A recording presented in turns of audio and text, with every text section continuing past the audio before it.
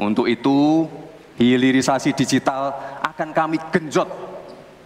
Kita akan siapkan anak-anak muda yang ahli artificial intelligence, anak-anak muda yang ahli blockchain, anak-anak muda yang ahli robotik, anak-anak muda yang ahli perbankan syariah, anak-anak muda yang ahli.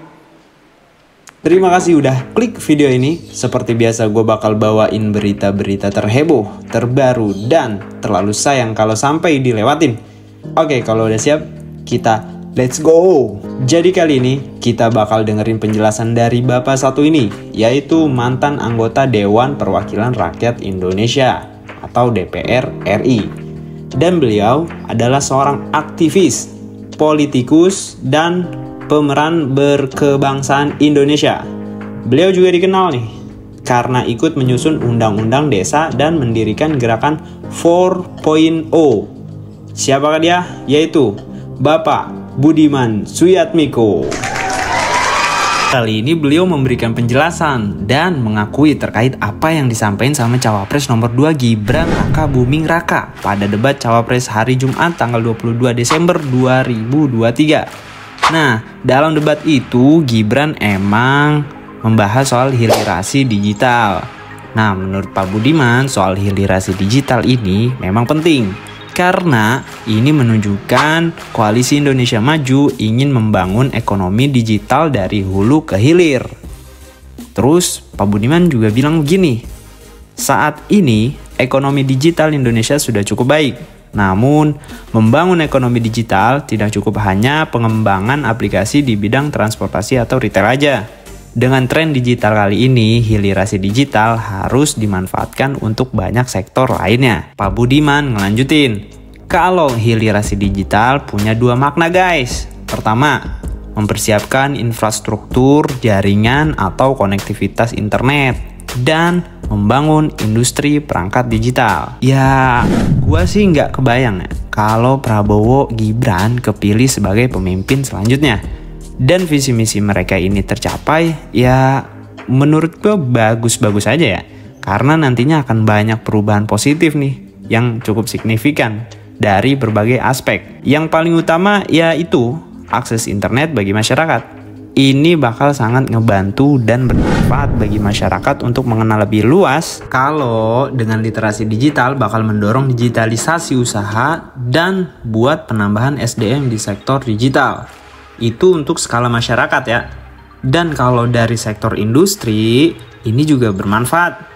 Karena bisa diterapin untuk menunjang rantai pasok industri di Indonesia. Keren gak tuh? Ya, tapi tentunya pasti ada proses penyesuaian lebih dalam kepada masyarakat nih terkait program ini. Pak Budiman bilang gini, digitalisasi akan meningkatkan produktivitas dan efisiensi dalam proses industri di semua lini. Contoh, di pertanian bisa menggunakan teknologi untuk pengembangan pupuk dan bibit unggul, IoT Smart Farming atau e-commerce. Ya keren sih kalau petani kita sampai bisa ngegunain IoT Smart Farming. Buat lu yang belum tahu nih, apa itu IoT Smart Farming? Jadi itu sebuah alat teknologi yang fungsinya yang pertama buat pemantauan kondisi iklim, yang kedua otomatisasi rumah kaca, yang ketiga manajemen tanaman. Jadi nanti bakal lebih termanage tuh, kapan harus nyiram, kapan harus dikasih pupuk, dan lain-lain. Yang keempat untuk pemantauan dan pengelolaan ternak. Yang kelima buat analis juga bisa. Masih banyak lagi lah pokoknya. Gue nggak kebayang nih, petani kita kan kebanyakan orang tua ya, yang sudah berusia lah ya, terus pakai IoT Smart Farming. Kira-kira menurut kalian berapa lama proses adaptasi petani kita untuk bisa menggunakan IoT Smart Farming dan gimana langkah awalnya? Coba komen ya. Nah, konsep pendekatan ekosistem tersebut, kata Budiman, dikenal sebagai DNA, yaitu Device, Network, and Application.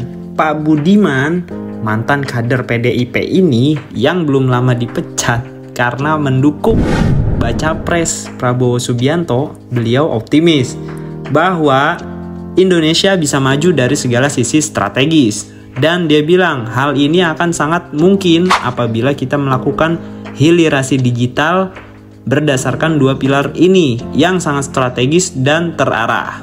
Nah, oke guys, jadi itu dia yang disampaikan sama mantan kader PDIP Pak Budiman Suyatmiko terkait pembahasan yang dibawa oleh Gibran Rakabuming Raka saat debat Cawapres hari Jumat 22 Desember 2023. Ya, tanggapan gua terkait program visi misi mereka, oke lah. Semoga bisa tercapai dan apapun itu ya demi Indonesia maju. Kalau menurut kalian gimana nih guys? Coba komen ya.